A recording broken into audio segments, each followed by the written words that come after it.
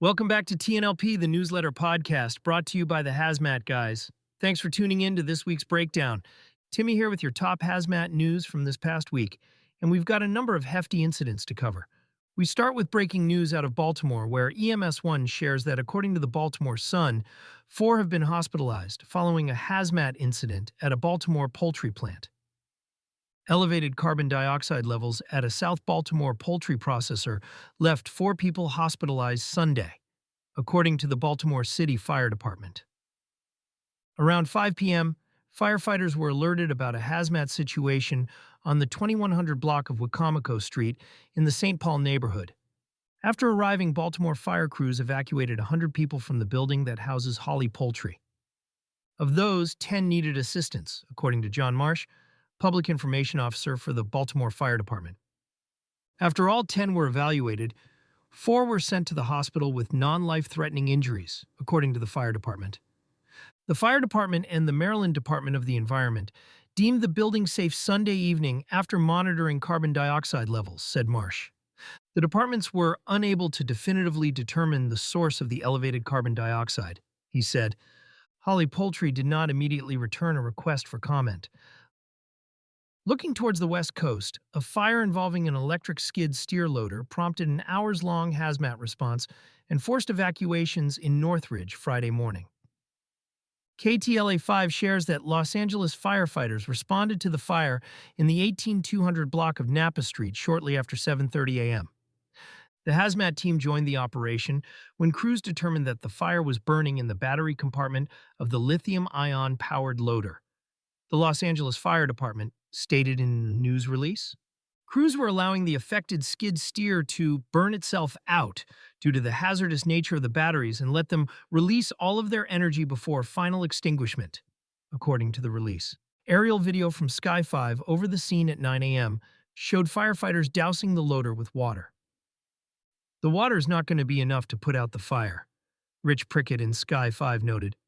What it's doing is helping to cool the fire and prevent it from possibly spreading to the nearby skid steer that's here in the yard.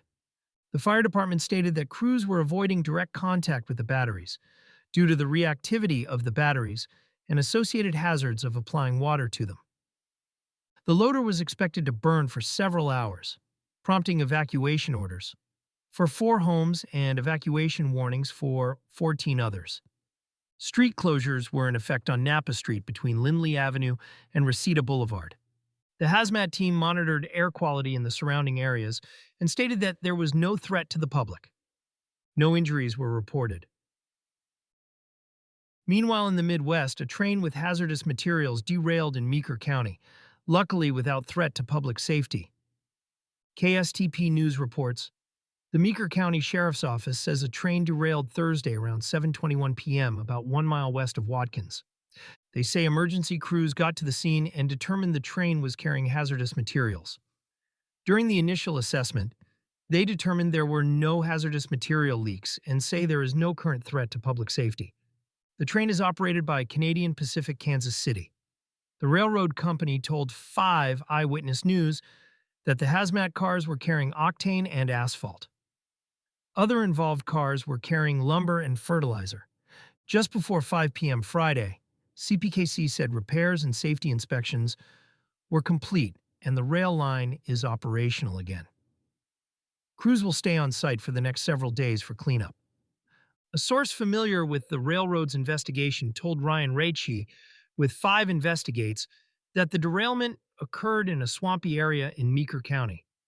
The same source said a railroad crew did work on that section of track this week and that it was inspected on Thursday, the same day the train derailed. The source went on to say the onboard camera shows the track appeared to be in fine condition, so investigators are focusing on train handling as a potential cause. However, it is still early in the investigation. No one was hurt. The Federal Railroad Administration confirmed it is on scene investigating. Roads have been closed because of the derailment. The Meeker County Sheriff's Office said Meeker Stearns Street between 647th Street and 606 7th Street has been closed. CPKC crews are on site and have been working through the night on the cleanup, the company said. The cause of the derailment is under investigation.